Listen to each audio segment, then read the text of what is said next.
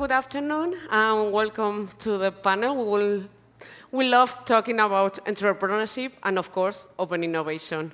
First I want to make a brief introduction about how open innovation is crucial. We believe that open innovation is important and is relevant for corporations aiming to stay at the forefront in a constantly changing world. It allows large companies to collaborate with startups and research teams, leveraging and fresh ideas and resources to develop new joint projects. This partnership benefits both the corporations and the startups. Instead of relying solely on internal resources, large companies embrace open innovation to get an approach to the external ecosystem, and in that way, including universities, suppliers, and of course, startups. This way, they can access new solutions, technological knowledge, and growth opportunities. So in this panel, we are going to talk about experiences of 4 big companies that have been working with startups, and for me, it's a big pleasure to moderate this panel. So Fernando, Marta, Luciano, and Emilio, it's a big pleasure to be here. Marta from ThinFA. ThinFA Next is the open innovation platform from ThinFA, and I have for you the first question. Marta, how does open innovation enable pharmaceutical companies in order to accelerate and improve internal processes? Okay, I'm going to introduce a little bit ThinFA. Who doesn't know who is ThinFA?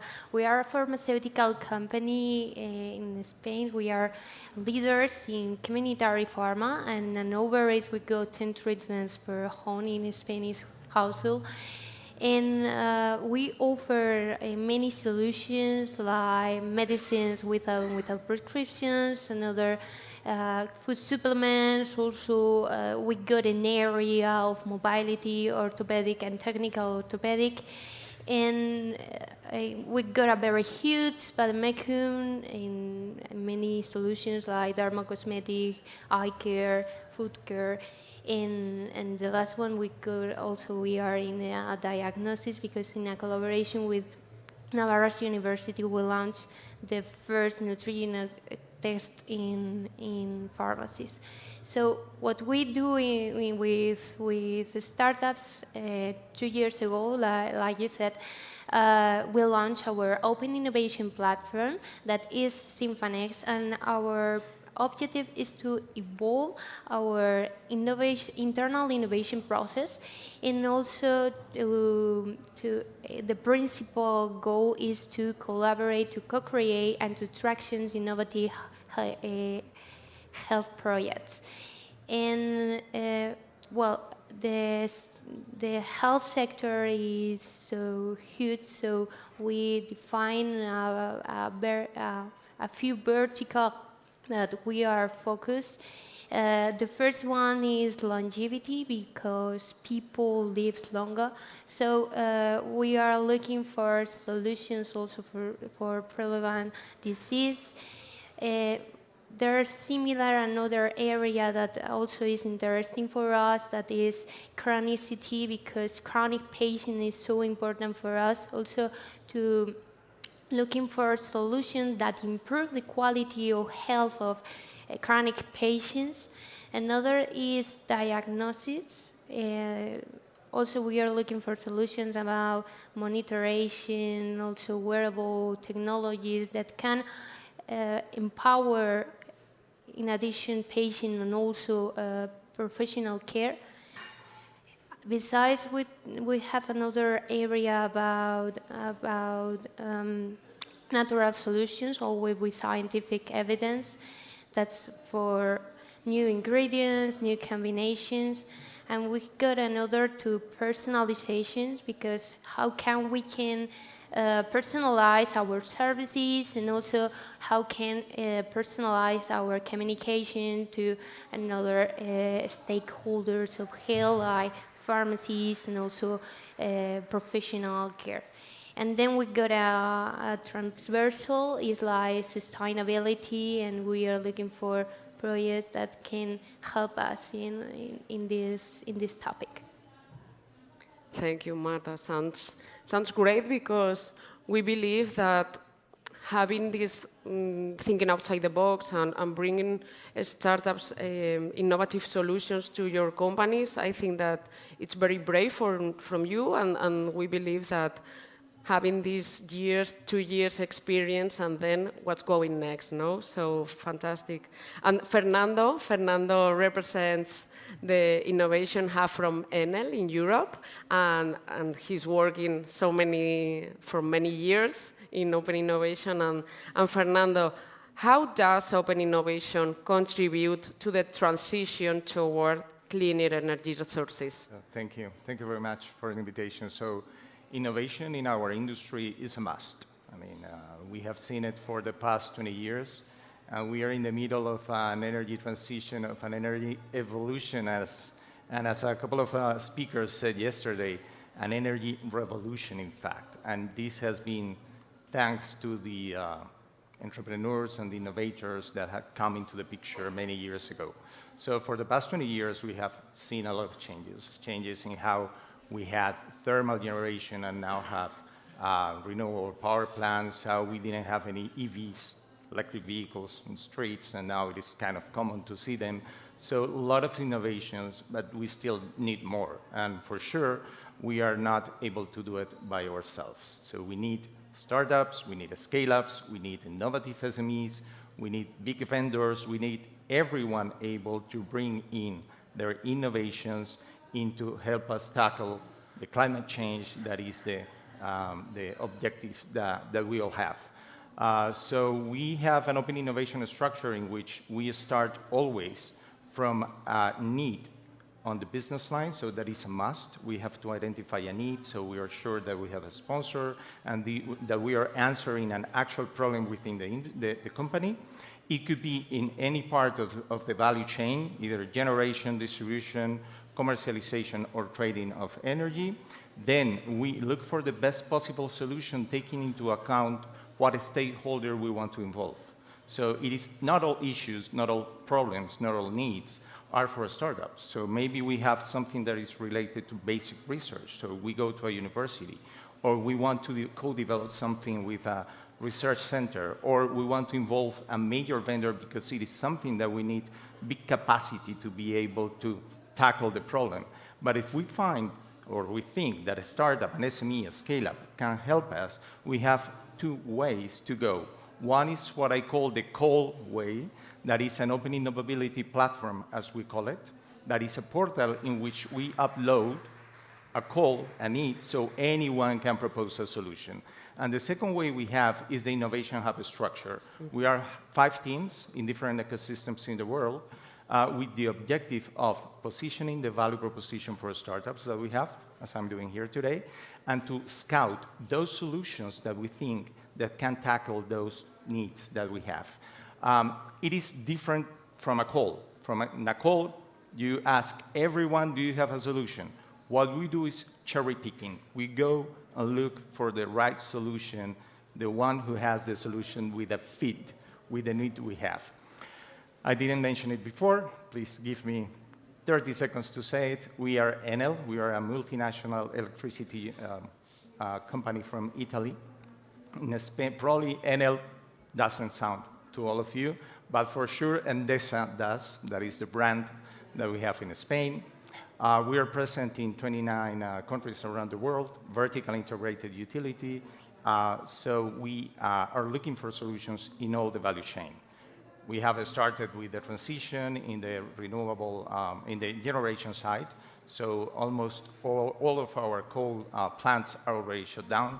So in Spain, there is only one in the islands, still just for support to the system. Then we have a whole team working in new value-added products and solutions for the end customers, because it is not only the energy transition, it's also the electrification of demand. So how we use the energy, the electricity in the end site. And of course, the backbone is the distribution grid. An asset that was not digitalized, that was just, wires and steel and something else, but not really an asset that we could manage. And that is one of the big challenges that we have now. That is how to improve the use we do of that network that is very stressed, so we can bring in all the renewable resources that are completely spread, and we can deliver a better service to the end customer. Fantastic, Fernando. It's true that it's important not only connect the corporations with the startups or scale-up, it's more important to bring them a huge ecosystem, no, in order to connect and prepare everyone to build a huge community, but because it's very important and it's all about people, you know. Great. And well, Luciano Felipe from Petrobras. Petrobras has an open innovation program already, and how, in what ways does open innovation help oil companies address these kind of environmental challenges, as we've spoken before, and improve sustainability? Luciano? Okay, thank you very much, Marta. Thank you all for being here. Good afternoon and good morning for everybody. Petrobras is the largest Brazilian company, the largest R&D investor, the largest patent holder, the largest revenue, the largest market value company. So it's a quite important company in Brazil. In our Open Innovation Program, we have this program for 60 years. So 6 decades ago, someone started to cooperate, trying to solve Petrobras problems, because they are on the frontier of technological knowledge, and external knowledge is necessary to move on. So it's something that are nature-based for Petrobras Open Innovation. Now our Open Innovation Program is mature. We have a quite demand-based, business-needed base and challenge-based way of work. So we put our challenges to the market and see how it's going to work. Not just calling for proposals, not just requesting for proposals, but trying to match the whole cycle of the technology readiness level development, different actors in each cycle trying to make bringing the whole bridge. So there's a lot of work trying to think how to cooperate and to organize different cooperations in this evolution.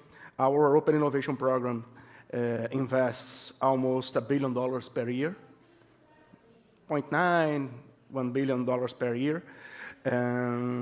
We put on the market almost more than 100 challenges per year. Each challenge has to $1 million from $100 million to solve, and we are trying to incentivize that different organizations bring the solution together. So in this program, we had already more than 150 partners, different partners. When I call partners, I'm calling about startups, universities, suppliers, big companies, tech companies from Brazil, from abroad, from different states of Brazil. So we have a huge variety of partnerships. So once it's business needed based, everything that was some sort prioritized by the company to be addressed will be there. So sustainability is a key imperative business need from oil and gas company for every company. So almost 10% of our challenges are sustainability related. So we have a lot of partners in this building, and it's a field of knowledge that's even more important to connect with external knowledge, because it's not a knowledge that is technical, straight related to your field of business. It's a more horizontal field of knowledge. We can drink from the fountain of other business segment to bring the solutions of sustainability in our program. So it's a quite good experience since you're there. Thank you. Great, Luciano. In fact, how an external resource, as the universities, the startups, the scale-ups, how work in the internal departments, how business areas need to get involved into integrate and implement the technology. The transfer of technologies is very relevant in that way, yes, of course. Well, Emiliano Martinez from Enagas. I've seen that it's important to make with the startups or scale-ups these innovative solutions to the companies, but also it's important the results, the outputs, no? If it's efficiency in cost, it's automatization, something regarding internal processes. So my question is, Emilio, in what ways can these partnerships with startups help gas transporters optimize logistics and supply chain management? Okay. Thank you so much, Marta, for your question. My colleagues, South Summit, the audience, I will try to answer your question, add something different and interesting to the audience after talking after these three giants in energy. First of all, regarding open innovation, I think is a crucial part. It's a new industry for all the audience. It's a new part that has come to stay, basically. Now I am the responsible of open innovation. There is a new industry. You can call it open innovation, corporate venture, corporate entrepreneurship, corporate innovation, but it's a new industry in all the corporates that has been to stay. 10 years ago, you couldn't talk or nobody knew about sustainability. Now there are sustainability directors. So it's a new area that has come to stay. And why is that? It's because all the corporates, we are here 4 big corporates, but it doesn't matter the name. Also, Mercadona, any corporate is very well prepared and organized to execute very well and very efficiently their current business model. We are brilliant doing this. But what happens when you are exploring? When you are exploring new markets, when you're exploring new business models, when you're exploring new technologies, basically the big corporates are not organized to this, organized to execute, not to explore. Who are the best explorers? The innovators, the entrepreneurs, the startups. They are very well organized to achieve early results, even if you are going to fail. If a business model, if a technology, if a market is failing, the quicker and the cheaper you get to that result, the better. And we, the big corporates, are not organized to fail. We never fail. If you fail, it's a matter of money and time, and somebody will come to sort it out, basically. So looking at this knowledge, at this fact, basically, we have understood that we have to have most of the corporate look at the execution, but some people should try to, the open innovators, to try to how to explore. And that's why we, initiative like this, we have been born, basically. For us, for Enagas, basically, we are a company, very quickly, if you don't know what we do, we construct, operate, and maintain big gas infrastructure. Basically, if you want to hire your gas invoice, you can commercialize it with Endesa, but the highways, the pipelines of the gas is owned by us. We are a regulated company with a business model basically very mature, and we basically transport a source of energy that is explosive. So we are totally oriented to the security, basically. So how does it match the security with the innovation that in the end means risk? That's why you need to have a tool, in our case is Enagas Emprende, the corporate venture tool, to explore and to take this risk regarding innovation. Basically, we have a corporate venture that we are looking for exploring new technologies, new markets, and new business models with the ways of doing of the startups, of the entrepreneurs. We do internal entrepreneurship, so we help the ideas of our employees, and we create a spin-off with them. We also do venture building. We create new companies. There is not an entrepreneur employee. We look for the entrepreneur, and we look for the partners. We also do pilots. We also invest in companies, invest in startups.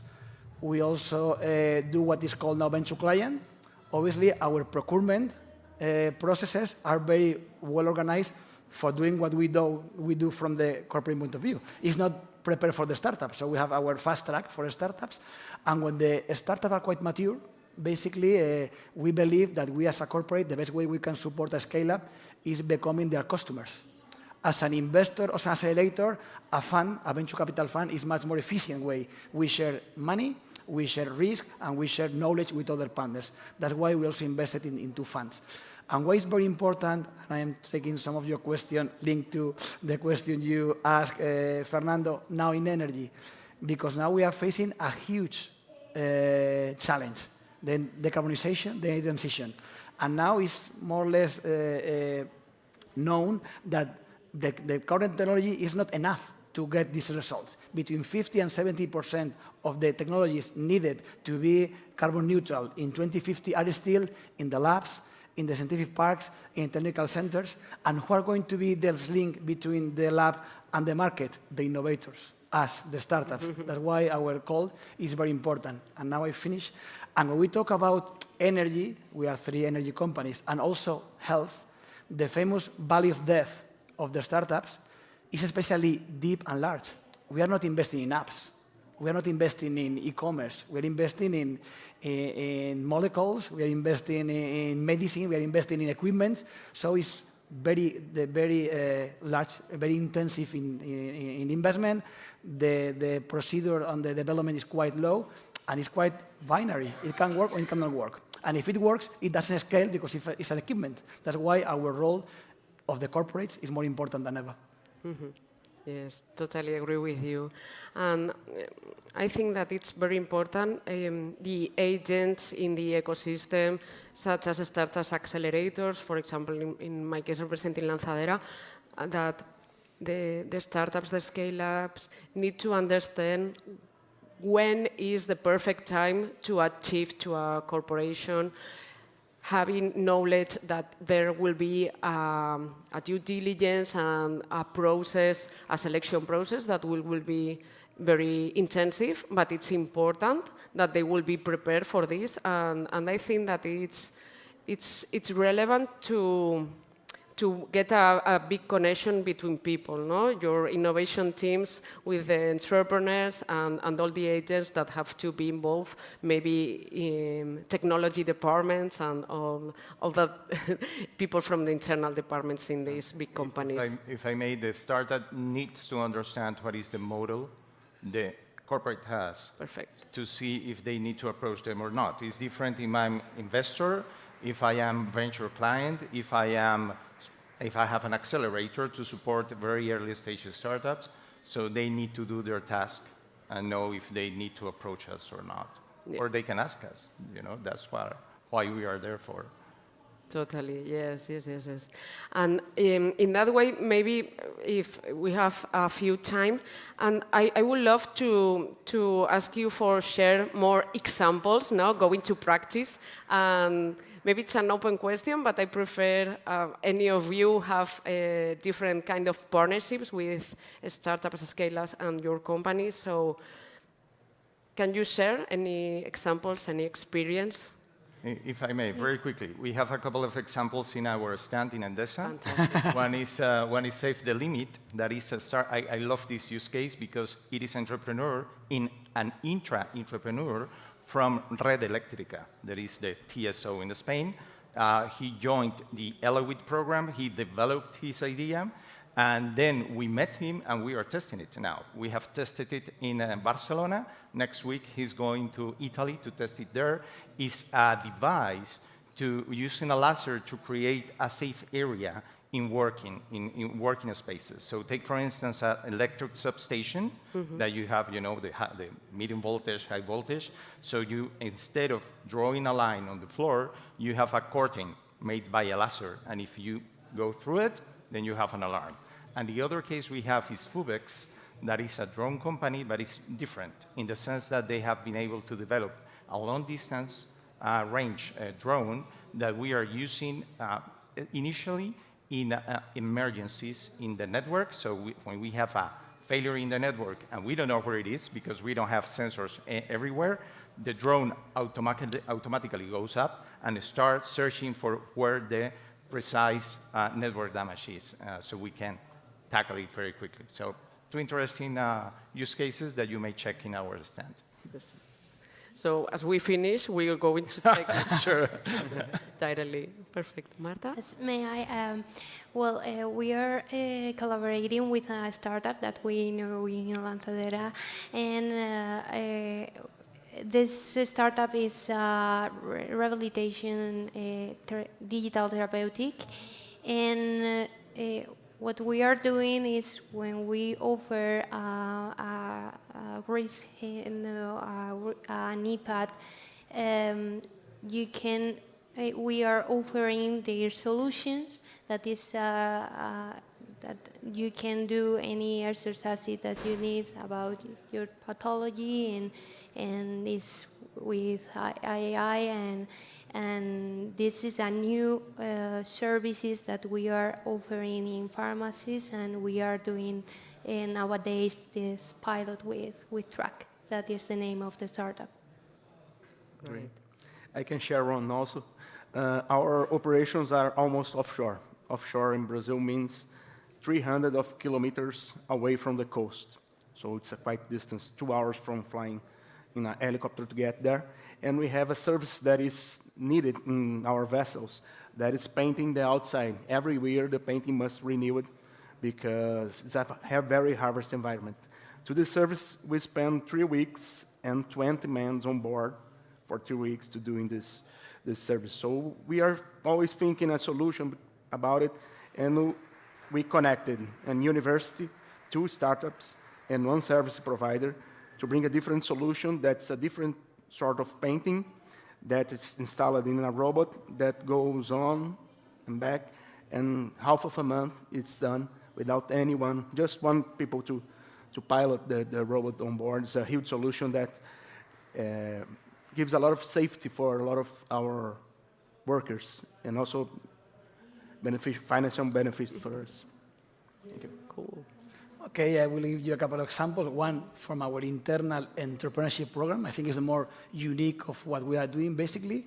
So I love all the children. I love all the companies we have developed internally. But for instance, one example, when you are trying to explore new business, why the companies are asking outside the company when the people who know more what to do are internal your company, are your employees, basically. So now it's a company, Scalegas, that was formed by 2 employees of Enagás, and basically now all the small-scale initiatives of Enagás are done by this new company. Now we have 2 bunker vessels of LNG in the Mediterranean, 1 under development. The first hydrogen refueling station open to the public in Spain was developed by this company. So this is a very good mix of the best of the big corporate to innovate with the best of the entrepreneurship.